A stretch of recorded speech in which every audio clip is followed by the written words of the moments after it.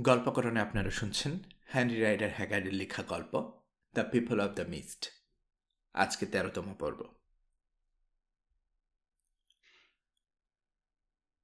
প্রকৃতি সদয় থাকলেও রাতটা খুবই কষ্টে কাটল লিওনার্দের। ক্লান্তিতে সারা শরীর ভেঙে পড়লেও ঘুমাতে পারল না কিছুতেই। স্নায়ু এতই উত্তেজিত হয়ে আছে যে নিদ্রাদেবী ধারে কাছে ঘেঁষল না। চোখ মুদলেই কল্পনার পর্দায় ভেসে উঠল নানা রকম ভয়াল দৃশ্য। কখনো উল্টো হয়ে ঝুলছে কুমিরের গুহার মুখে, কখনো বাতাস ভেদ করে পড়ে যাচ্ছে বরফ সেতুর ফাটল দিয়ে, কখনো বা বিশাল কুমিরটার হিংস্র ভঙ্গিতে টুটি কামড়ে ধরছে ওর। চোখ খুলেও শান্তি পেল না। ফ্রান্সিসকোর বিদায় ভাষণ বাজতে থাকলো কানের কাছে। শুনতে পেল সোয়ার মৃত্যু চিৎকার কিংবা না আমের অভিশাপ বাণী। সারা গায়ের কাটা ছেঁড়াগুলো কষ্ট দিল ভীষণ। দেশলাইয়ের অভাবে আগুন জ্বালতে পারল না। গরম পানি দিয়ে ক্ষতগুলো পরিষ্কার করতে পারলে ভালো হতো। সবচেয়ে বড় সমস্যা হয়ে দেখা দিল নিরাপত্তার অভাব। না পুরোহিতদের নিয়ে আর ভাবনা পাচ্ছে না, ভয় পাচ্ছে হিংস্র বন্য পশুদের নিয়ে। সারাটা রাত ভয়ানক গর্জন শুনল লিওনার্দ। কেঁপে উঠল বারে বারে। পশুগুলো হামলা চালালে বিরাট বিপদ দেখা দেবে। ওগুলোকে ঠেকানোর মতো কোনো অস্ত্র নেই ওদের সঙ্গে। কঠিন পরিস্থিতি। এমন অবস্থায় পড়বার কথা কেই বা ভাবতে পারে? ক্লান্ত, অবসন্ন এবং নিরস্ত্র ওরা। খাবার ফুরিয়ে গেছে। বনু পরিবেশে উপযুক্ত পোশাক পরিচ্ছদ নেই সঙ্গে। সবচেয়ে বড় কথা, বিশাল মধ্য আফ্রিকার ঠিক কোনখানে অবস্থান করছে সেটাই জানে না। সভ্য জগতে ফেরার পথ আদৌ খুঁজে পাবে কি না তার সম্পূর্ণ অনিশ্চিত। লিওনার্দ বুঝতে পারল খুব শীঘ্রই সাহায্য পাওয়া না গেলে নিশ্চিহ্ন হয়ে যাবে ওরা। অনাহারে কিংবা সিংহের থাবায় কিংবা অসভ্য আদিবাসীদের আক্রমণে। দুশ্চিন্তায় মাথা খারাপ হবার দশা হলো ওর। একটা সপ্তাহ টিকে থাকা যাবে না এমন অসহায় অবস্থায়। এর চেয়ে মরে গেলেই হয়তো ভালো হতো। সেই অভিশপ্ত রাতে বড় ভাই টমের কবরের পাশে শেষ শয্যা নিতে পারলে মুক্তি পেত এই অবর্ণনীয় দুঃখ কষ্ট থেকে। সোয়ার মুখে শুনতে হতো না কুয়াশা মানবদের গুপ্ত ধনের কথা। লোভ জাগত না, বেরিয়ে পড়ত না জীবন বিধ্বংসী এই অভিযানে। হ্যাঁ, তাতে কৃতদাস ব্যবসায়ীদের ক্যাম্পে অসহায় মৃত্যুবরণ করত জোয়ানা। ওকে উদ্ধার করবার কেউ থাকত না। কিন্তু তাতে কি? কয়েকটা মাস আয়ু বাড়িয়ে কি এমন লাভটাই বা হয়েছে মেয়েটার? এ সবই হলো মৃত্যু পথযাত্রী একজন মানুষের প্রলাপে আস্থা রাখার ফল। তবে বিস্ময়কর ব্যাপার হলো প্রলাপটা আরেকটু হলে সত্যি হতে বসেছিল। একটি মেয়ের সাহায্য নিয়ে সত্যি বিশাল ধনী প্রায় হয়ে যাচ্ছিল ও। তবে বিস্ময়কর ব্যাপার হলো প্রলাপটা আরেকটু হলে সত্যি হতে বসেছিল। একটি মেয়ের সাহায্য নিয়ে সত্যি বিশাল ধনী প্রায় হয়ে যাচ্ছিল ও। থলেটা বাঁচানো গেলে রুবি স্যাফায়ারগুলো দিয়ে 10 বার কেনা যেত অট্রামদের হারানো সয় সম্পত্তি। দুর্ভাগ্য সেটা হয়নি। জীবন নিয়ে কোনো মতে পালিয়ে এসেছে ও। যদি কপাল জুড়ে সভ্য জগতে ফিরে যেতেও পারে, আগের চেয়েও গরিব এক ভিখারিতে পরিণত হবে। কারণ এবার ও বিবাহিত, নতুন আরেকজন মানুষের আহার জোগাতে হবে। নানা রকম এলোমেলো ভাবনায় কেটে গেল রাতটা। ভোর হলো। ততক্ষণে শরীর প্রায় অসাড় হয়ে গেছে লিওনার্দের। হাঁটা চলার শক্তি নেই। মরার মতো পড়ে রইল ও। রোদ একটু চড়তেই জেগে উঠল জোয়ানা। উঠে বসল। হামাগুড়ি দিয়ে লিওনার্দ কাছে যেতেই বিড়বিড় করে কি যেন বলতে শুরু করলো। জেন বিচের নামটা কানে বাজল লিওনার্দের। বুঝতে পারল প্রলাপ বকছে জোয়ানা। কেন? তাড়াতাড়ি কপালে হাত রেখেই চমকে উঠল। জ্বরে শরীর পুড়ে যাচ্ছে মেয়েটার। জলাশয় থেকে কাপড় ভিজিয়ে জলপট্টি দেয়া ছাড়া আর কিছুই করার রইল না। এই বিরূপ পরিবেশে অসুস্থ একজন মানুষের চিকিৎসার মতো কিচ্ছু নেই ওদের কাছে। অসহায় চোখে চেয়ে চেয়ে কেবল মৃত্যুর কোলে জোয়ানার ঢলে পড়া দেখতে হবে। কয়েক ঘন্টা বিষণ্ণ মুখে অসুস্থ মেয়েটির পাশে বসে রইল মণিভৃত্য। শেষে উঠে দাঁড়ালো অটান।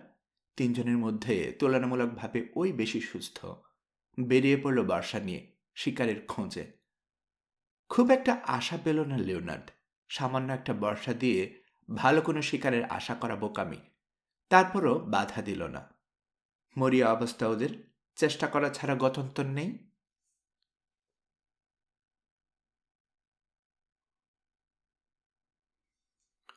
সন্ধ্যা নামার কিছুক্ষণ আগে ফিরল বামন। জানালো প্রচুর হরিণ দেখতে পেয়েছে কাছাকাছি, কিন্তু একটারও কাছ ঘেঁষতে পারেনি। খালি হাতে ফিরতে হয়েছে ওকে। কথাটা শুনে খুব একটা অবাক হল না লিওনার্ড। অটার সফল হবে বলে আশা করেনি। রাতটা তাই কাটাতে হলো ক্ষুধা কাতর হয়ে। পালা করে জোয়ানার সেবা যত্ন করল ওরা, নিজেদের ব্যস্ত রাখল। ধীরে ধীরে শারীরিক অবস্থার আরও অবনতি ঘটছে মেয়েটার। শেষ পর্যন্ত নামের অভিশাপই বুঝি সত্যি হতে চলেছে। ভোর হতেই আবার শিকারের খোঁজে চলে গেল অটার। লিওনার্ড গুটিসুটি হয়ে শুয়ে পড়ল জোয়ানার পাশে। পরপর দুরাত ঘুম হয়নি। শরীর প্রবল বিদ্রোহ জানাতে শুরু করেছে বিশ্রাম আর খাবারের অভাবে। সংজ্ঞাহীনভাবে পড়ে থাকল ও। দুপুরের দিকে মাথা তুলতেই ফিরতে দেখল অটারকে। অফুরন্ত প্রাণশক্তির অধিকারী বামনও হার মানতে শুরু করেছে। টলতে টলতে আসছে মনিমের কাছে। উলঙ্গ প্রায় দেহ আর অদ্ভুত চলাফেরার ভঙ্গিটা দেখে কেন যেন হাসি পেয়ে গেল লিওনার্ডের। মাথায় খারাপ হয়ে যাচ্ছে সম্ভবত। ধপাস করে মনিবের পাশে এসে বসল অটার। হাঁপাতে হাঁপাতে বলল, হাসবেন না বাস, আমি পাগল হয়ে গেছি, নয়তো বেঁচে গেছি আমরা। পাগলই হয়ে গেছ বোধ হয়, হালকা গলায় বলল লিওনার্ড। সহজে আমরা রক্ষা পাবো বলে মনে হয় না। যাকে, কি হয়েছে বলো তো? বিশ্বাস করবেন কি না জানি না, একজন সাদা মানুষকে এদিকে আসতে দেখেছি আমি, সঙ্গে শখানেক চাকর। পাহাড়ের ঢাল ধরে আসছে ওরা। বললাম না পাগল হয়ে গেছ। এখানে সাদা মানুষ আসবে কোত্থেকে? ওই প্রজাতির শুধু দুজন উন্মাদ ওই অভিশপ্ত জায়গায় পা রাখার মতো বোকামি করেছে, আমি আর ফ্রান্সিসকো। আর কিছু বলার শক্তি পেল না লিওনার্ড। চোখ মুদল, অজ্ঞান হয়ে গেল সঙ্গে সঙ্গে। ওকে কয়েকবার ডাকলো অটার, জবাব না পেয়ে মাথা চুলকালো, তারপরে উঠে পড়ল। ঘণ্টাখানেক পর জ্ঞান ফিরল লিওনার্ডের। অটার ওর হাত ধরে ধাক্কি দিচ্ছে। কেমন যেন অপ্রকৃষ্টের মতো লাগলো। কানে ভুল শুনছে, যেন অসংখ্য মানুষের কণ্ঠস্বর ভাসছে বাতাসে। জেগে উঠুন বাস, জেগে উঠুন, বলল অটার। সাদা মানুষটাকে নিয়ে এসেছি আমি। ভৃত্যের গায়ে ভর দিয়ে উঠে দাঁড়ালো লিওনার্ড। চোখ খোঁচলে তাকালো সামনে। মিথ্যে বলেনি অটার। মালপত্র বহনকারী কুলি আর নানা রকম কৃষ্ণাঙ্গ সহচর পরিবেষ্টিত হয়ে এক ইংরেজ ভদ্রলোক দাঁড়িয়ে আছেন ওর মুখোমুখি। রোদে পড়ে চামড়া বাদামি হয়ে গেছে মানুষটার। তারপরও চেহারাটা মায়াময়, মধ্যবয়সী। এক চোখে লাগিয়ে রেখেছেন একটা আই গ্লাস, সেটা দিয়ে খুঁটিয়ে খুঁটিয়ে দেখছেন লিওনার্ডকে। How do you do sir? আন্তরিক গলায় ভদ্রলোক বললেন। আপনার অবস্থা দেখছি খুবই খারাপ। চোখ বোলালো পাশে। পর মুহূর্তে আঁতকে উঠল। হাই যিশু, একজন ভদ্রমহিলাও আছেন দেখছি। মাথা এখনও ঠিকমতো কাজ করছে না লিওনার্ডের। অসংলগ্ন ভঙ্গিতে বলল, শুভ অপরাহ্ন স্যার। চমৎকার একটা হেলমেট দেখছি আপনার মাথায়। রোদ থেকে বাঁচার খুব ভালো ব্যবস্থা। নিজের জট পাকানো চুলে হাত বোলালো। আমাকে অবশ্য বেশ কিছুদিন থেকে রোদের অত্যাচার সইতে হচ্ছে।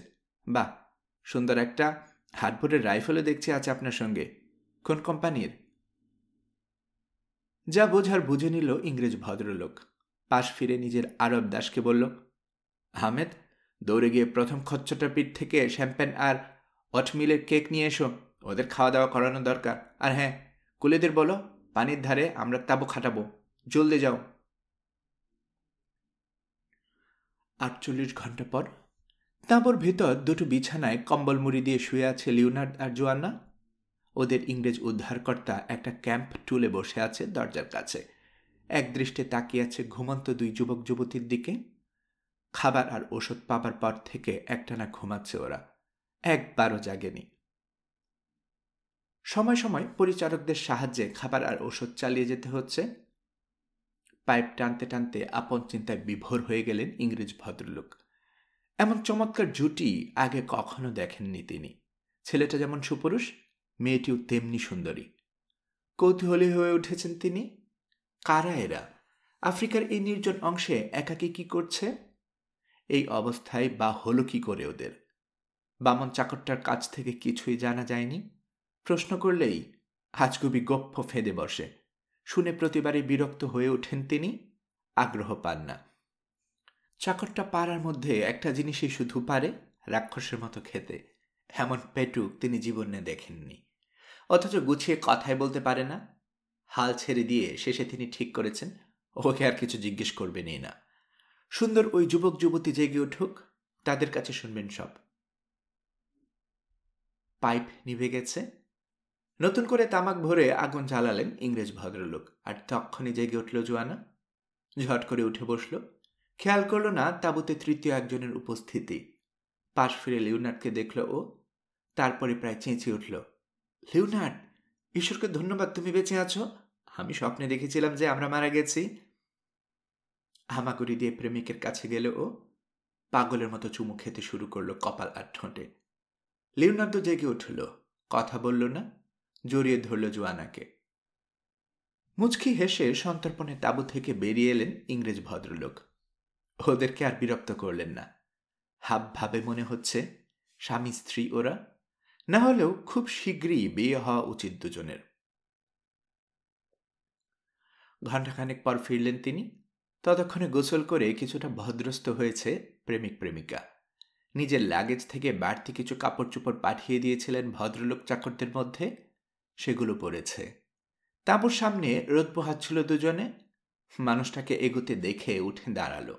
হেলমেট খুলে ওদেরকে অভিবাদন জানালেন ভদ্রলোক।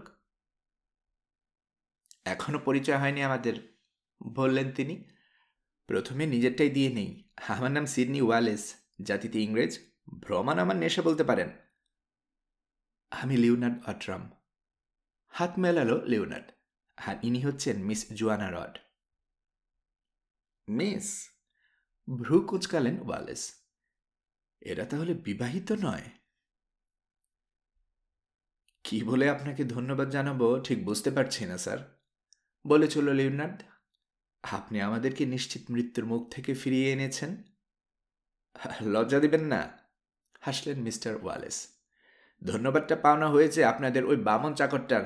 আমি তো প্রায় মাইলখানেক দূর দিয়ে চলে যাচ্ছিলাম, ওই রেখে এনেছে।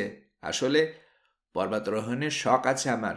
ওই যে পেছনে যে পাহাড়টা দেখছেন, ওটা নাকি বিসা মুশিঙ্গা পর্বতমালার সবচেয়ে উচ্চ শৃঙ্গ। আজ পর্যন্ত কেউ নাকি চড়েনি ওতে। কথাটা শুনে খুব লোভ লাগলো।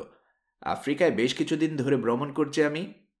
লেক নিসা, লিভিংস্টোনিয়া, ব্ল্যান্টায়ার আর কুইলিমেন হয়ে যাচ্ছিলাম। পথেই পড়ল পাহাড়টা। আর ঠেকাতে পারলাম না নিজেকে। চলে এলাম দিক বদল করে। যাকগে, আমার কথা তো শুনলেন, এবার আপনার কথা বলুন। এই জায়গায় কোনো রকম রসদ ছাড়া আপনারা পৌঁছলেন কি করে? আপনাদের চাকরটাকে জিজ্ঞেস করেছিলাম, কিন্তু এমন সব আজগুবি গপ্পা ফাঁদতে শুরু করলো যে। মাফ করবেন, বাধা দিয়ে বলল লিওনার্ড। হঠাৎ আজগুবি কিছু শুনিয়েছে বলে মনে হয় না। সত্যি একটা অবিশ্বাস্য অভিজ্ঞতা হয়েছে আমাদের। তাই নাকি? একটু খুলে বলবেন নাকি? সংক্ষেপে নিজেদের অভিযানের বর্ণনা দিতে শুরু করল লিওনার্ড। কুয়াশা মানবদের দেশে আগমন এবং দেবদেবী হিসেবে জোয়ানা অটারকে বরণ করে নেওয়ার অংশে যখন পৌঁছল, তখন হা হয়ে গেছেন মিস্টার ওয়ালেস। চোখ থেকে খসে পড়েছে আইগ্লাসটা। দুঃখিত, আড়ষ্ট ভঙ্গিতে বলল লিওনার্ড। আপনি বোধহয় আমাদের কথা বিশ্বাস করছেন না। না, ব্যাপারটা তা নয় মিস্টার অট্রাম, নিজেকে সামলালেন ওয়ালেস। আইগ্লাসটা তুলে আবার আটকালেন চোখে। আসলে রোমাঞ্চক কাহিনীর বিরাট ভক্ত আমি। আপনাদের অভিজ্ঞতা তো আমার পড়া যে কোনো রোমাঞ্চকই হার মানাচ্ছে।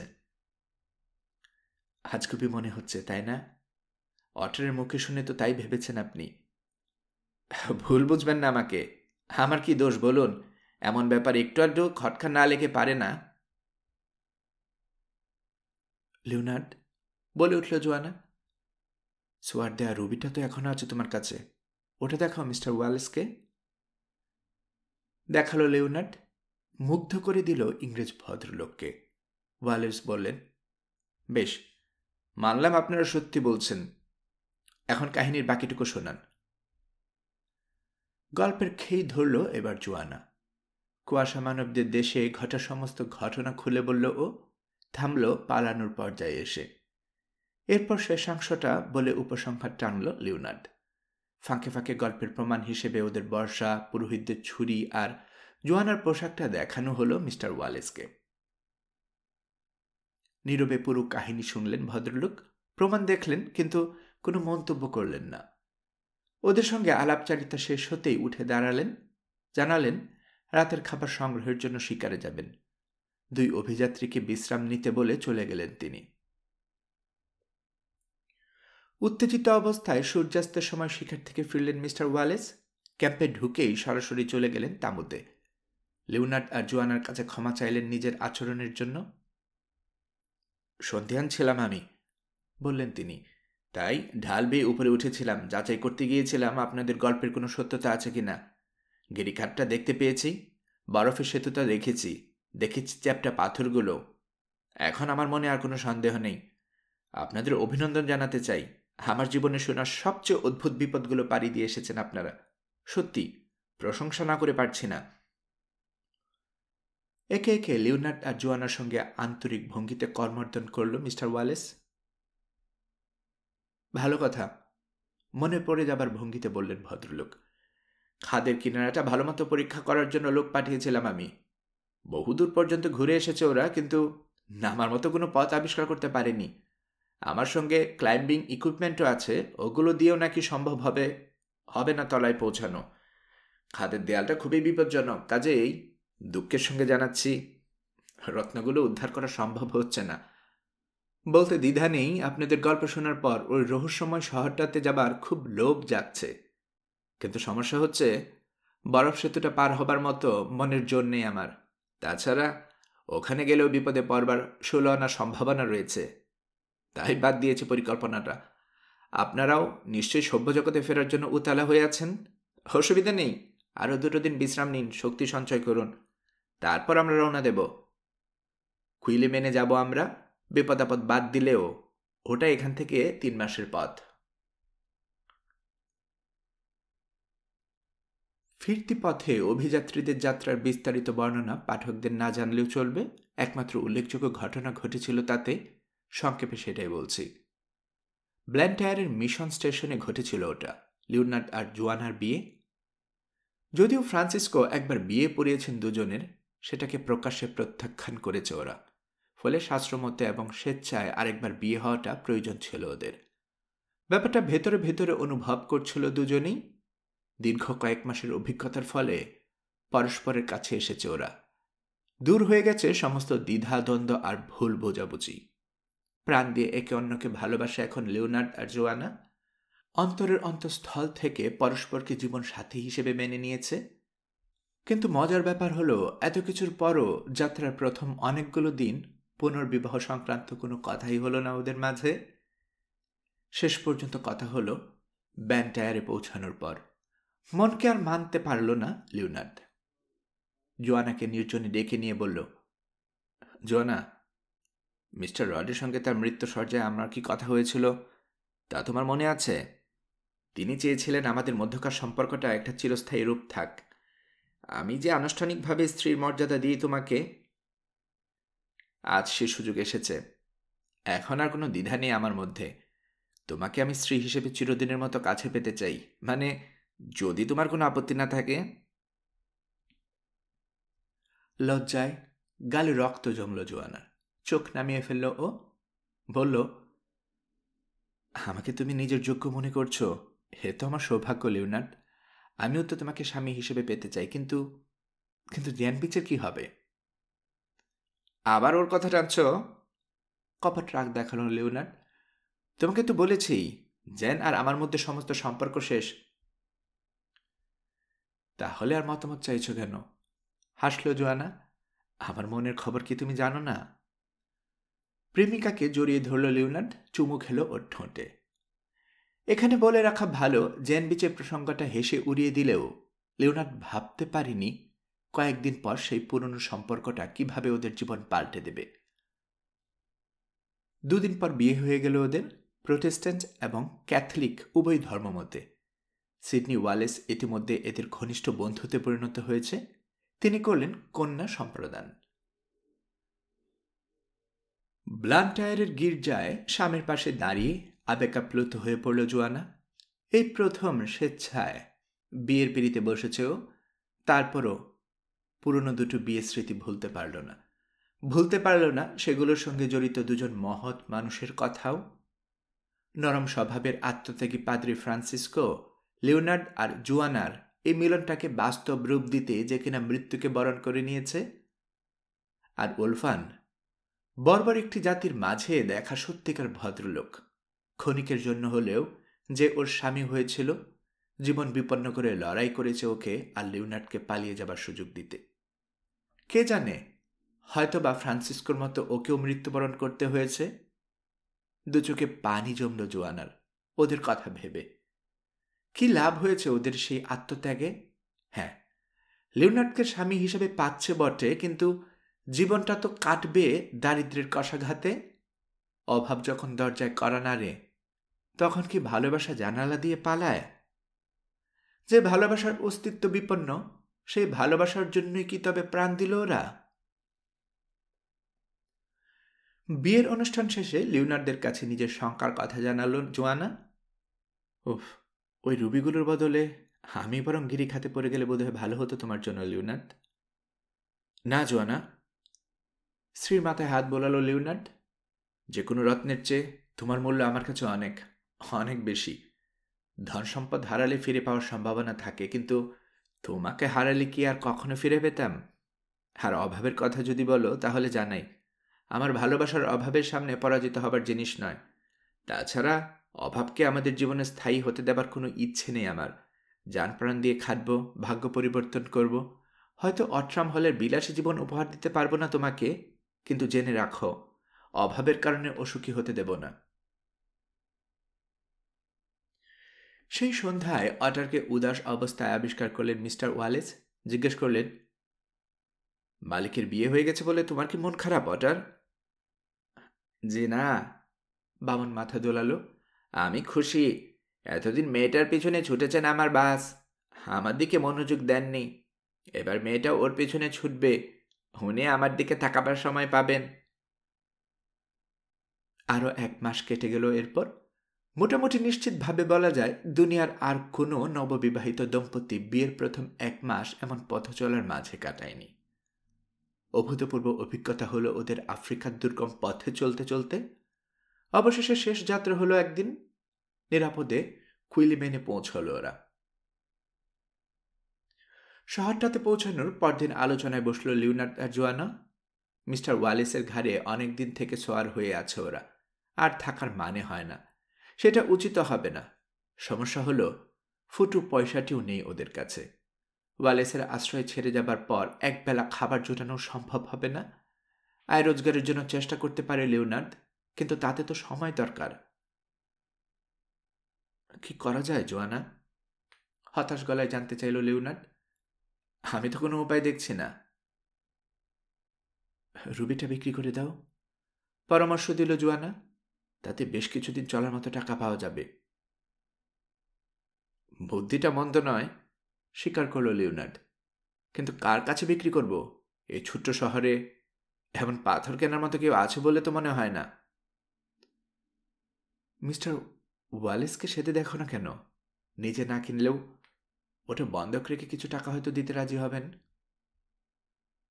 ভদ্রলোক এত কিছু করেছেন আমাদের জন্য, এখন আবার নতুন কোনো কিছু চাইবার ইচ্ছে হচ্ছে না, কিন্তু উপায় তো নেই। ঠিক আছে, লাঞ্চের সময় না হয় জিজ্ঞেস করে দেখব।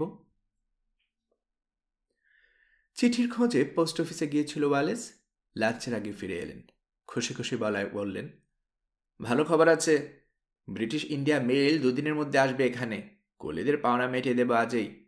ট্রেনটাতে চড়ে এডেনে যাব বলে ঠিক করেছি। ওখান থেকে জাহাজে চেপে ইংল্যান্ডে ফিরব। আপনারাও চলুন না, আফ্রিকা তো যথেষ্ট দেখলেন, এবার না হয় ইংল্যান্ডে থিত হন। জবাব দিল না লিওনার্ড। মনটা খারাপ হয়ে গেছে।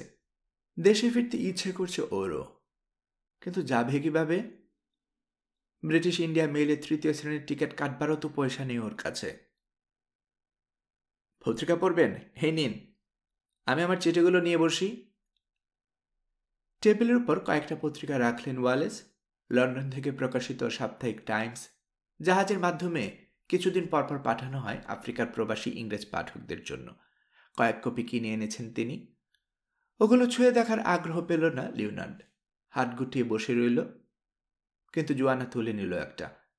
কয়েক মিনিট এ পাতা সে পাতা করতে করতে মাঝামাঝি গিয়ে পৌঁছালো।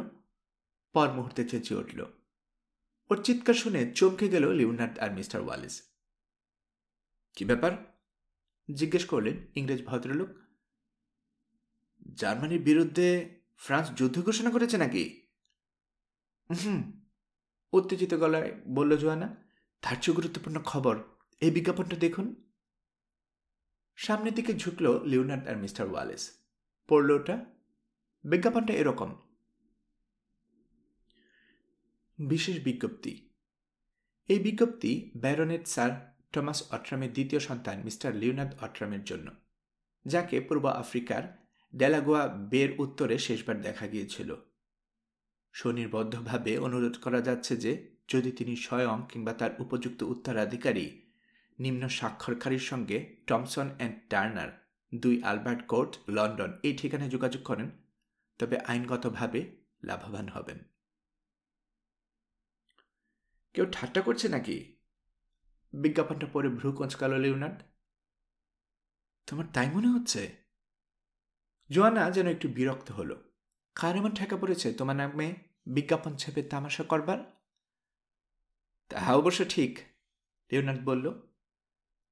আর এটাও ঠিক, আইনগত বা অন্য যেভাবেই হোক এই মুহূর্তে আমাদের লাভবান হওয়াটা খুব দরকার।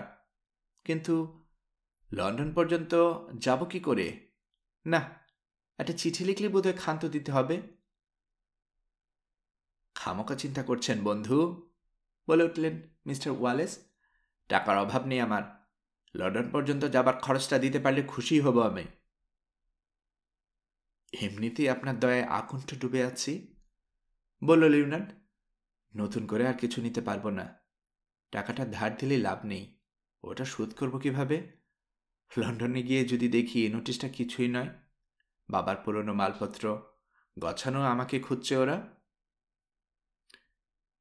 কিছু মনে করবেন না মিস্টার অটরাম, কটাক্ষ করলেন বললেন ওয়ালেস। বন্ধু হিসেবেই বলছি, ভিখিরিদের ঠাট দেখানো সাজে না। আমার টাকা নিতেই হবে আপনাকে। মহা ঝামেলায় ফেললেন দেখছি। বেশ, নেব আমি টাকা ধার হিসেবে, বিনিময়ে আমাদের রুবিটা আপনি বন্ধক রাখবেন। আচ্ছা, রাজি আছি আমি। প্রস্তাবটা মেনে নিলেন ওয়ালেস। রুবি নিয়ে 200 পাউন্ড ধার দিলেন লিওনার্ডকে। কিন্তু পাঠকদের জানিয়ে রাখি, সেদিন সন্ধ্যাতেই পাথরটা গোপনে জোয়ানার হাতে ফিরিয়ে দিলেন তিনি। ওর কাছ থেকে কথা আদায় করলেন লিওনার্ডের কাছ থেকে ব্যাপারটা গোপন রাখার জন্য। ভদ্রলোকের পিতৃসুলভ এই জেদের কাছে হার মানল জোয়ানা। প্রতিজ্ঞা করল গোপনীয়তার। তারপর পাথরটা লুকিয়ে ফেলল চুলের মাঝে, যেখানে কয়েক মাস আগে ওর বিশেষ শিশিটা থাকত। পরের 2 দিন ব্যস্ততায় কাটল। 3য় দিন সকালে শহর থেকে এক বার্তাবাহক ছুটে এসে জানালো উত্তরমুখী মেইল ট্রেনটা দেখা যাচ্ছে দূর থেকে, শীঘ্রই স্টেশনে পৌঁছাবে ওঠা। গত কয়েকদিন থেকে বিষণ্ণ হয়ে আছে অটার। খবরটা শুনে চেহারায় হতাশা ফুটল। লিওনার্ড আর জোয়ানার দিকে এগিয়ে গেল সে। ওরা তখন মিস্টার ওয়ালেসকে লাগেজ বাঁধা চাঁদায় সাহায্য করছে। কি ব্যাপার অটার? ভৃত্যকে দেখে জিজ্ঞেস করল লিওনার্ড। কিছু বলবে? আমি বিদায় নিতে এসেছি ব্যাস, ভাঙা গলায় বলল বামন। অনুমতি পেলে আপনারা রেলগাড়িতে চড়ার আগেই চলে যেতে চাই। চলে যাবে মানে? অবাক হলো লিওনার্ড। কোথায় যাবে? জবাব দিল না অটার। মাথা নিচু করে ফেলল। আচমকা বুকটা হুহু করে উঠল লিওনার্ডের। বুঝতে পারল এই ভৃত্যটি কখন যেন ওর মনের অনেকটা দখল করে নিয়েছে, হয়ে উঠেছে ওর আত্মার অবিচ্ছেদ্য অংশ। গত 2 দিনের প্রস্তুতির ফাঁকে তাই একবারও মাথায় আসেনি অটারকে কিছু জিজ্ঞেস করার কথা। কেন তুমি চলে যেতে চাও অটার? নরম গলায় জানতে চাইল ও। কারণ আমি একটা কুৎসিত কালো কুকুর, ব্যাস। সাদাদের দেশে আমি কোনো কাজে আসবো না আপনার। কে বলেছ আমার কথা? চোখ রাঙালো লিওনার্ড। যদি তাই ভাবতাম তাহলে কি টিকিট কাটতাম তোমার জন্য? বিস্মিত চোখে মনিবের দিকে তাকালো ওটার। কি বলছেন বাস আপনি? আপনি আমাকে সঙ্গে নেবার জন্য টিকিট কেটেছেন? মৃদু হেসে মাথা ঝাঁকালো লিওনার্ড। কি, যেতে চাও না আমাদের সঙ্গে? যেতে চাই না মানে? লাফিয়ে উঠল ওটার। এই দুনিয়াতে আমার আর কেউ নেই, আপনারা দুজনেই তো আমার সব। আপনাদের সঙ্গে যাব না তো কার সঙ্গে যাব? আপনি আমাকে নেবেন না ভেবেই তো চলে যেতে চাইছিলাম। ভেবেছিলাম এখান থেকে বেরিয়ে একটা গাছ বেছে নিয়ে গলায় দড়ি দেব। ওর বলার ভঙ্গি শুনে হেসে ফেলল লিওনার্ড আর জোয়ানা। যাবার আগে তোমাকে সতর্ক করে দেওয়া দরকার, বলল জোয়ানা। সাদাদের দেশে কিন্তু ঠান্ডার কুয়াশায় ঢাকা, ওখানে এখানকার মতো চলতে পারবে না। তাছাড়া আমাদের সঙ্গে গেলে বেশ কষ্ট করতে হবে দুবেলা খাবার জোটাতে। ঠান্ডার কুয়াশার ভয় আমি করি না মালকিন, গর্বের সুরে বলল হঠাৎ। ওসব গা সওয়া হয়ে গেছে। আর কষ্টের কথা বলছেন? আপনারা থাকলে এ দুনিয়ার সব কষ্ট মাথা পেতে নিতে রাজি আছি আমি।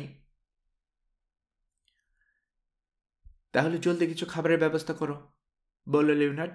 ট্রেনে ওঠার পর কিন্তু আর খাওয়া দাওয়ার সুযোগ পাবো না। নিশ্চয়ই বাস, খিদে আমার পেটও চোচো করছে। গত দুদিন মনের দুঃখে কিছু মুখে দিতে পারিনি কি। আপনাদের চাইতে খাবারটা এখন আমারই বেশি দরকার। ছুটে চলে গেল বামন। পেছনে গলা ছেড়ে হেসে উঠল লিওনার্ড, জোয়ানা আর মিস্টার ওয়ালেস।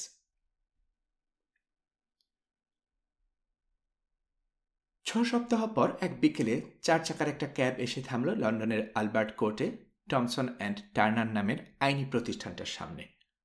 ওটা থেকে প্রথম যে যাত্রীটি নামল তাকে দেখে হাসি ঠেকাতে পারল না আশেপাশের কৌতূহলী দর্শকরা।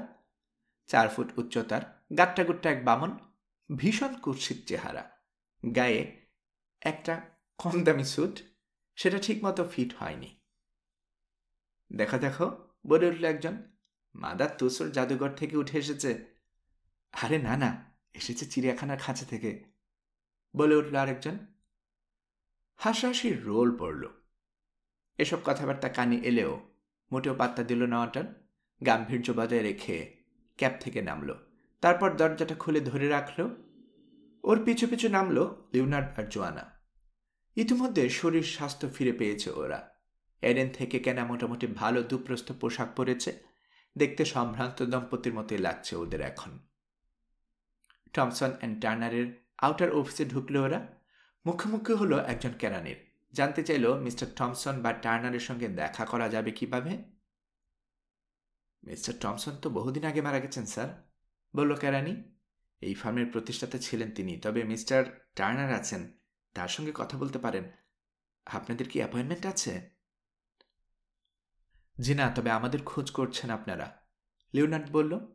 কয়েক মাস আগে টাইমস পত্রিকায় একটা বিজ্ঞাপন দেওয়া হয়েছিল এই অফিস থেকে। আমার নাম লিওনার্ড অট্রাম। ভ্রু কোঁচকালো কেরানি। ব্যাপারটা জানা আছে তার, কিন্তু বহুদিন আগে নিরুদ্দেশ হওয়া লিওনার্ড অট্রাম বলে এই যুবককে মেনে নিতে কষ্ট হচ্ছে তার। পালা করে তাকালো 3 আগন্তুকের দিকে। অটারের উপর দৃষ্টি খানিকক্ষণ সেটে থাকলো তার। এক্সকিউজ মি, খানিক পরে নিজেকে সামলে বলল সে। আপনার একটু বসুন, আমি মিস্টার টার্নারকে জিজ্ঞেস করে আসছি। 5 মিনিট উসখুস করে কাটালো অভিযাত্রীরা। তারপর আবার দেখা পাওয়া গেল লোকটার। বলল, মিস্টার টার্নার দেখা করবেন আপনার সঙ্গে, তবে অটারের দিকে ইশারা করে বলল, এই ভদ্রলোক কি যাবেন আপনার সঙ্গে? না গেলেও চলে, কান ঝাঁকালো লিওনার্ড। অটার, তুমি এখানে অপেক্ষা করো। জি বাস। একটা টুল টেনে নিয়ে বসলো অটার। সুইং ডোর খুলে মিস্টার টার্নারের প্রাইভেট অফিসে লিওনার্ড আর জোয়ানাকে নিয়ে গেল কেরানি।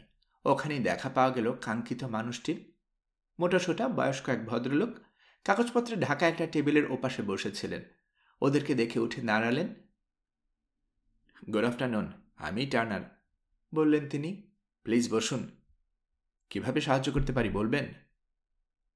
চেয়ার টেনে ভদ্রলোকের মুখোমুখি বসল অট্রাম দম্পতি। পকেট থেকে টাইমসের কপিটা বের করে দিল লিওনার্ড। টেবিলের উপর দিয়ে ঠেলে দিল বিজ্ঞাপনের পৃষ্ঠাটা খুলে। বলল, এই বিজ্ঞাপনটি সম্ভবত আপনি দিয়েছেন, তাই না? চোখে চশমা লাগিয়ে পত্রিকায় চোখ বোলালেন মিস্টার টার্নার। তারপর জানালেন, হ্যাঁ, ঠিকই ধরেছেন। কোনো খবর এনেছেন মিস্টার অট্রামের? আমি লিওনার্দ অট্রাম, ইনি আমার স্ত্রী। কি সৌভাগ্য! খুশি খুশি গলায় বললেন মিস্টার টার্নার। আমরা তো আপনার আশা প্রায় ছেড়েই দিয়েছিলাম। তবে পরিচয়টা নিশ্চিত হবার জন্য কোনো প্রমাণ যদি দেখাতেন। চিন্তা করবেন না, সময় মতো দেখতে পাবেন সব, বাধা দিয়ে বলল লিওনার্দ। তার আগে বলুন, কিসের জন্য দিয়েছেন এই বিজ্ঞাপন? লাভবান হবার ব্যাপারটা কি? গলা খাকারি দিলেন মিস্টার টার্নার। ঠিক আছে, বলছি। ওটা জানালে ক্ষতি নেই। আপনার বাবা প্রয়াত বার্নার্ড স্যার টমাস অট্রামের 2 ছেলে ছিল, টমাস জুনিয়র এবং লিওনার্দ। ছোট ছেলের সঙ্গে একজন মহিলার বিয়ে হবার কথা পাকা হয়ে গিয়েছিল। কি যেন মহিলাটার নাম? মাথা চুলকালেন তিনি। উকিলের ভনিতা দেখে বিরক্ত হলো লিওনার্দের। পরীক্ষা নিতে যে চাইছেন সেটা পরিষ্কার বোঝা যাচ্ছে। তীক্ষ্ণ গলায়ও বলল, আপনি কি মিস জেন বিচের নামটা শুনতে চাইছেন? হ্যাঁ করে একটা হাসি দিলেন টার্নার। জি জি, জেন বিচেই নাম ছিল বটে। তো যা বলছিলাম, বিয়েটি হয়নি। তার আগেই স্যার অট্রাম আত্মহত্যা করলেন। 2 ছেলে পাড়ি জমালো আফ্রিকাতে। ওর সমস্ত বিষয় সম্পত্তি নিলামে উঠল। সেসব কিনে নিলেন আমাদেরই এক মক্কেল মিস্টার কোহেন। ভদ্রলোকের ছেলের সঙ্গে একই বছরে বিয়ে হয়ে গেল মিস জেন বিচের। এসব আমি জানি, বাধা দিয়ে বলল লিওনার্দ। কাজের কথায় আসুন। একটু ধৈর্য ধরুন স্যার, কাজের কথাই বলছি আমি। আবার আগের কথার খেই ধরলেন টার্নার। মিস্টার কোহেনের মৃত্যুর পর জেন বিচের স্বামী স্যার জোনাস কোহন সমস্ত সম্পত্তির উত্তরাধিকারী হলেন। 2 বছর আগে একটা দুরারোগ্য রোগে ভুগে তিনিও মারা গেছেন। সম্পত্তি চলে গেছে তার একমাত্র শিশুকন্যার কাছে। পরিবারটা অভিশপ্ত স্যার, কারণ বাবার মৃত্যুর 1 মাস পরে বাচ্চাটাও মারা যায়, আর বাচ্চার মৃত্যুর 9 মাস পর মারা যায় পরিবারের শেষ উত্তরাধিকারী লেডি কোহেন, মানে জেন বিচ। এবার নড়ে চড়ে বসল লিওনার্দ। কি বলছেন? জেন মারা গেছে? জি স্যার, আর এখানেই আবার মিস্টার লিওনার্দ অট্রাম হয়ে আসছেন পাদপ্রদীপে। ঠিক বুঝলাম না। চেয়ারে হেলান দিলেন টার্নার। মৃত্যুসজ্জায় অদ্ভুত একটা উইল করে গেছেন লেডি কোহেন। সেটাতে কোহেন পরিবারের সমস্ত বিষয় সম্পত্তি দান করে গেছেন ঘনিষ্ঠ বন্ধু লিওনার্দ অট্রামকে। তার ভাষায় সম্পত্তিটা নাকি অট্রামদেরই প্রাপ্য। এখন পর্যন্ত এই উইলে বিরোধিতা করেনি কেউ। কাজেই আপনি যদি সত্যি লিওনার্দ অট্রাম হয়ে থাকেন, তাহলে অভিনন্দন। পিতৃপুরুষের হারানো সম্পত্তি, সেই সঙ্গে নগদ প্রায় 1,00,000 পাউন্ড অর্জন করেছেন আপনি। বিস্ময়ে মুখের ভাষা হারালো লিওনার্দ। জোয়ানাও কথা বলল না। পরস্পর মুখ চাওয়াচাওয়ি করল ওরা। চমকটা সামলাতে ওদেরকে একটু সময় দিলেন মিস্টার টার্নার। তারপর বললেন, মাফ করবেন, এখন আর সময় নষ্ট করার মানে হয় না স্যার। আপনি যদি দয়া করে আপনার পরিচয়ের সপক্ষে প্রমাণগুলো দেখান, আমরা এই মামলাটা এখানেই মিটমাট করে দিতে পারি। মাথা ঝাঁকালো লিওনার্দ। পকেট থেকে বের করলো নানা রকম কাগজপত্র। টমসন আর টার্নারের অফিসে আসার আগে ওগুলো জোগাড় করে এনেছে বিভিন্ন জায়গা থেকে। সেই সঙ্গে সংক্ষিপ্ত বর্ণনা দিল নিজের প্রবাস জীবনের। সবকিছু দেখা ও শোনার পর সন্তুষ্ট হলেন আইনজীবী। হাত মেলালেন লিওনার্দের সঙ্গে। Congratulation mister অট্রাম। ও দুঃখিত স্যার অট্রাম, আপনার বড় ভাই মারা যাওয়ার উপাধিটা আপনারই প্রাপ্য। আপনার ব্যাপারে আর কোনো সন্দেহ নেই আমার মনে। তাই একটা চিঠি দিতে চাই। ওটা লেডি কোহেন রেখে গেছেন আপনার জন্য। টেবিলে ড্রয়ার হাতড়াতে শুরু করলেন টার্নার। বড্ড শান্তি পাচ্ছে এখন। বড় একটা বোঝা নেমে গেল ঘাড়ের উপর থেকে। গত 1 বছর ধরে আপনাকে খুঁজে মরছি আমি। আফ্রিকায় একজন লোকও পাঠিয়েছিলাম, কিন্তু সে ফিরে এসে জানালো পাহাড়ে সোনা খুঁজতে গিয়ে আপনি নাকি হারিয়ে গেছেন। খুঁজতে খুঁজতে আপনার ক্যাম্প পর্যন্ত গিয়েছিল ও। ওখানে একটা কবর ছাড়া কিছু দেখতে পায়নি। ওটা আপনার নাকি আপনার ভাইয়ের তা বুঝতে পারেনি। নিশ্চিত হবার উপায় না থাকায় হাল ছাড়িনি আমি। ক্রমাগত বিজ্ঞাপন দিয়ে গেছি পত্রিকায়, আর আজ তার ফল পেলাম। কবে আমার ক্যাম্পে গিয়েছিল আপনার লোক? জানতে চাইল লিওনার্দ। তারিখটা আমার স্পষ্ট মনে আছে। পরদিনেই কাছের একটা শহর থেকে ও টেলিগ্রাম পাঠিয়েছিল কি না, মে মাসের 9 তারিখে। চমকে উঠল লিওনার্দ। তাকালো জোয়ানার দিকে।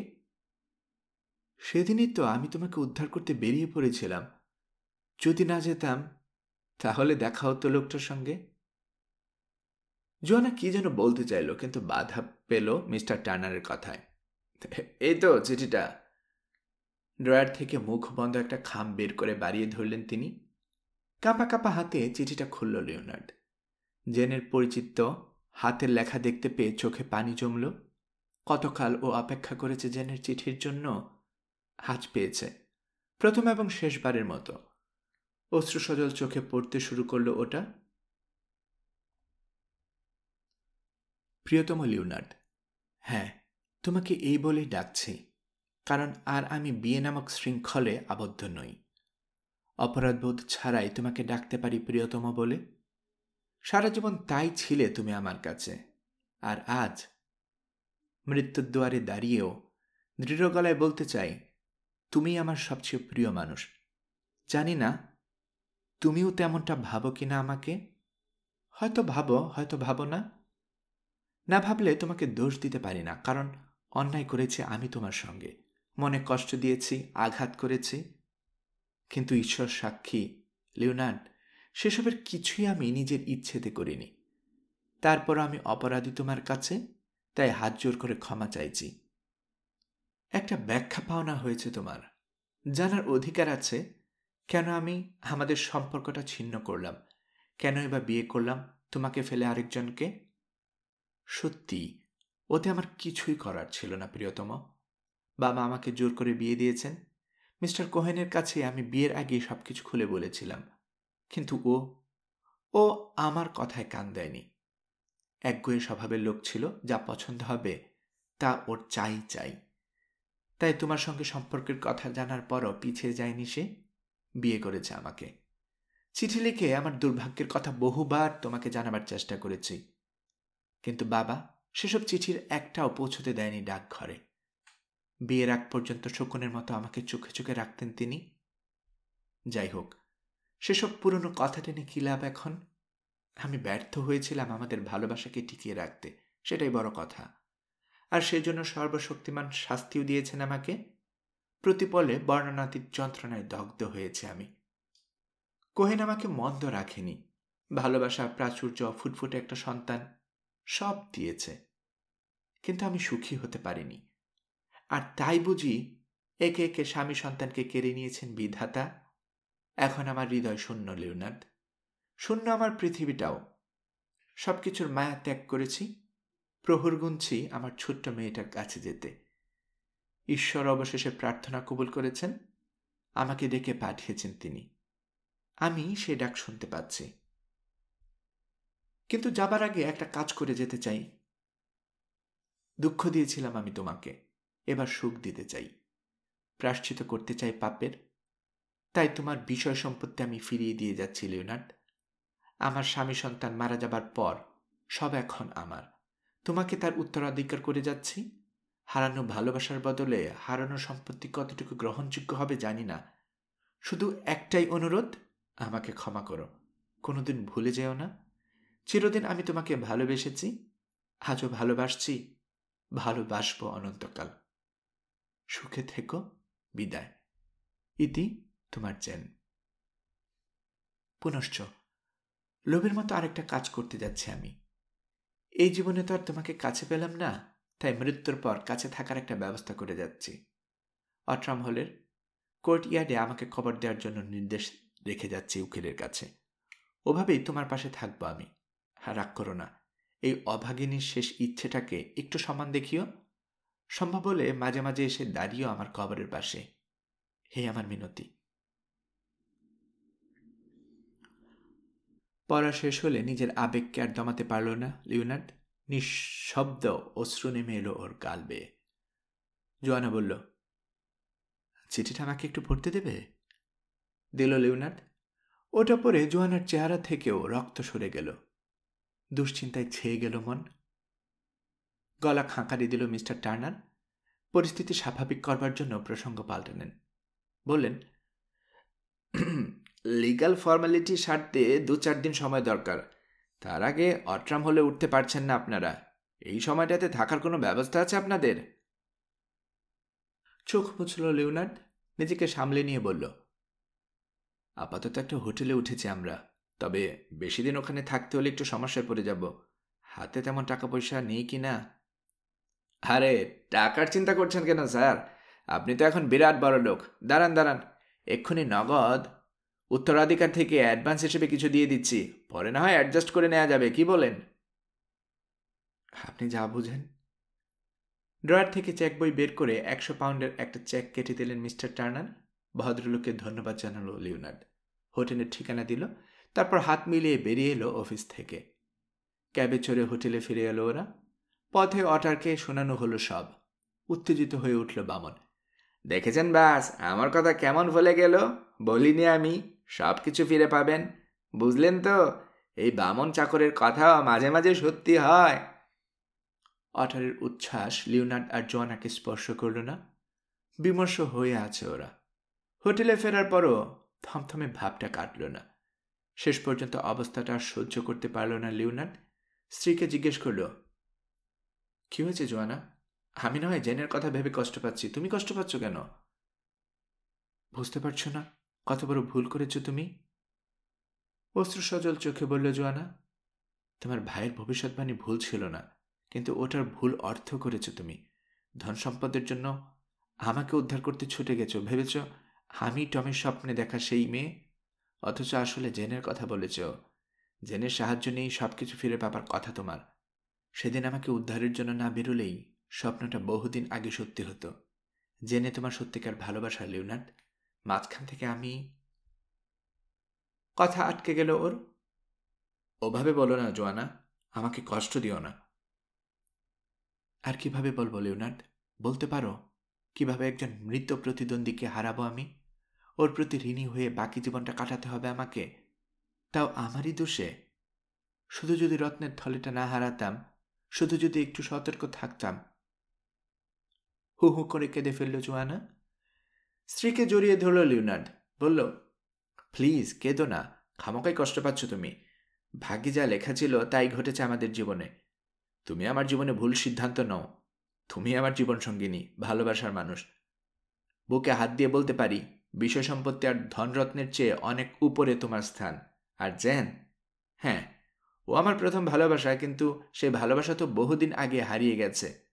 মহত্ব দেখিয়ে আমার চোখে অনেক উঁচুতে উঠে গেছে এখন ও। চিরদিনের মতো হৃদয়ে জায়গাও করে নিয়েছে, সন্দেহ নেই। কিন্তু এই উচ্চতার কাউকে ভালোবাসা যায় না জোয়ানা। দূর থেকে তাদের শুধু পুজো করা যায়। জেনকে তাই করব আমি, কিন্তু ভালোবাসা সে শুধু তোমারই জন্যে। সত্যি বলছো? হ্যাঁ, সত্য। জোয়ানার চোখের পানি মুছে দিল লিওনার্ড। তোমার জন্য আমার যে ভালোবাসা, তাতে ভাগ বসাতে পারবে না কেউই। অনেক পরীক্ষা দিতে হয়েছে আমাকে এই ভালোবাসা পেতে। তোমার কি ধারণা এটা এত সহজে মরে যাবে?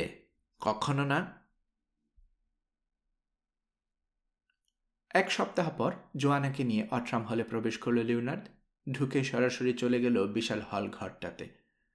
বহু বছর আগে ওখানটাতেই এক রাতে ভাইয়ের সঙ্গে কণ্ঠ মিলিয়ে সম্পত্তি পুনরুদ্ধারে শপথ করেছিল। এতদিন পর সেই শপথ বাস্তবে পরিণত হয়েছে। বিস্ময়ের সঙ্গে ও লক্ষ্য করল সবকিছু আগের মতোই আছে। জেন কোনো কিছুই বদলাতে দেয়নি। স্ট্যান্ডের সঙ্গে শেকল দিয়ে আজও আটকানো আছে বাইবেলটা। ওদের পূর্বপুরুষদের ছবি ঝুলছে দেয়ালে। বিশাল সেই জানালাটাও আছে আগের মতো।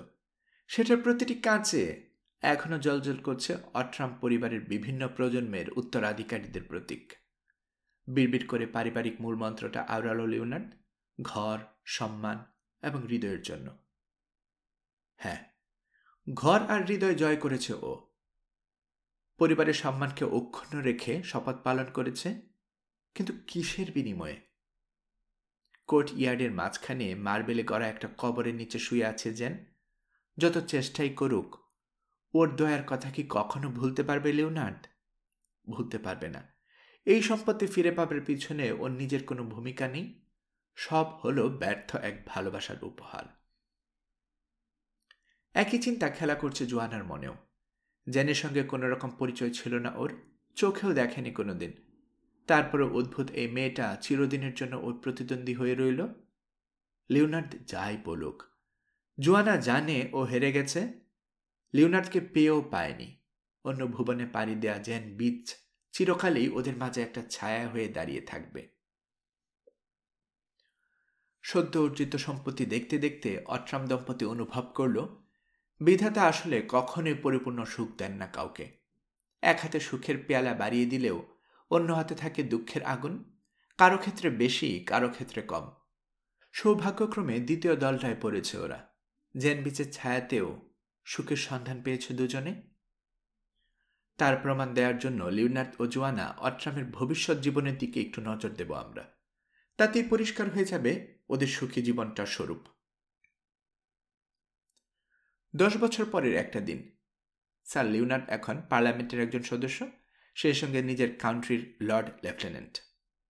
মে মাসের প্রথম রোববার সেদিন প্রাতকালীন প্রার্থনা শেষে গির্জা থেকে বেরিয়ে এলো অট্রাম দম্পতি, সঙ্গে ছোট ছোট 3টি দেবশিশু, ওদের সন্তান। বাড়ি ফিরে কোর্ট ইয়ার্ডে গেল ওরা। বিশেষ একটা কবরের পাশে দাঁড়িয়ে নীরবে প্রার্থনা করল। তারপর হাঁটা শুরু করল। 100 গজ যেতেই অদ্ভুত একটা আবাস দেখা গেল। খড় আর বাঁশ দিয়ে তৈরি। হঠাৎ দেখায় আফ্রিকার গ্রাম্য বাড়ি বলে ভ্রম হয়।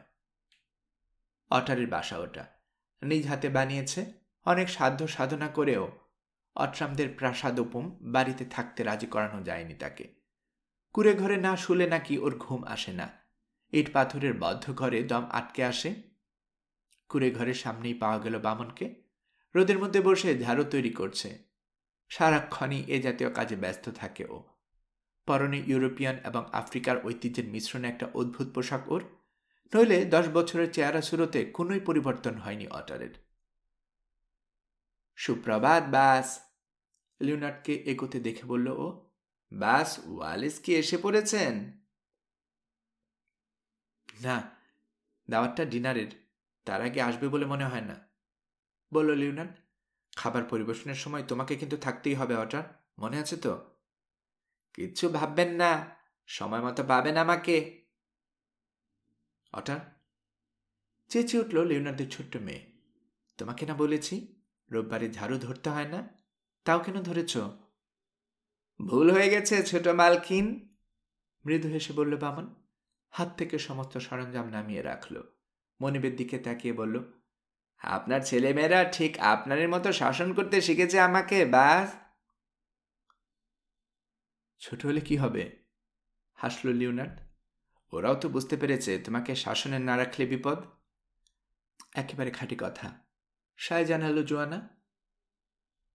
কয়েক ঘন্টা পর এসে গেলেন মিস্টার ওয়ালেস। সাম্প্রতিক আফ্রিকা থেকে আরেকটা অভিযান শেষ করে ফিরেছেন তিনি। কয়েকদিন পরপরই অট্রামদের বাড়িতে দাওয়াত পান ভদ্রলোক। লিওনার্দের ভাষায় এটা ওর শাস্তি। গোপনে জোয়ানাকে রুবিটা ফিরিয়ে দিয়েছিলেন বলে ওটা এখন একটা নেকলেসের লকেট হয়ে জলজল করছে জোয়ানার বুকে। বলা বাহুল্য, খুশি মনেই ওটা শাস্তি মেনে নিয়েছে ওয়ালেস।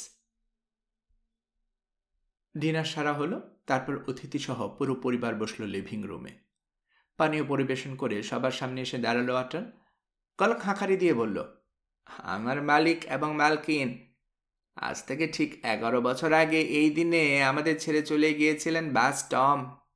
বছরে মাত্র একবার মদ স্পর্শ করি আমি, আজ সেই দিন। আজকের এই পানীয় আমি তাই উৎসর্গ করছি বাস টমের পুণ্য স্মৃতির উদ্দেশ্যে। হামেন, বলল লিওনার্দ। তাকালো স্ত্রীর দিকে। জোয়ানা, তুমি কাউকে উৎসর্গ করতে চাও? জোয়ানা মাথা ঝাঁকালো। হ্যাঁ, ফাদার ফ্রান্সিসকোকে, যিনি আমাকে বাঁচানোর জন্য জীবন দিয়েছিলেন। আমেন। লিওনার্দ ওর গ্লাস উঁচু করে ধরল। আর আমি উৎসর্গ করছি কুয়াশা মানবদের রাজা উলফান আর কুমির শিকারী অটারকে, কারণ ওরা না থাকলে আজ আমরা কেউ বেঁচে থাকতাম না। মা, বলে উঠল লিওনার্দের বড় ছেলে, অটার ওর বর্ষা আর দড়িটা নিয়ে আসুক। তোমাকে আর বাবাকে কিভাবে ও বরফ সেতু থেকে উদ্ধার করেছিল সেই গল্পটা আবার শুনতে চাই আমরা। মৃদু হেসে অনুমতি দিল জোয়ানা। তারপর সবাই চুমুক দিল যার যার গ্লাস।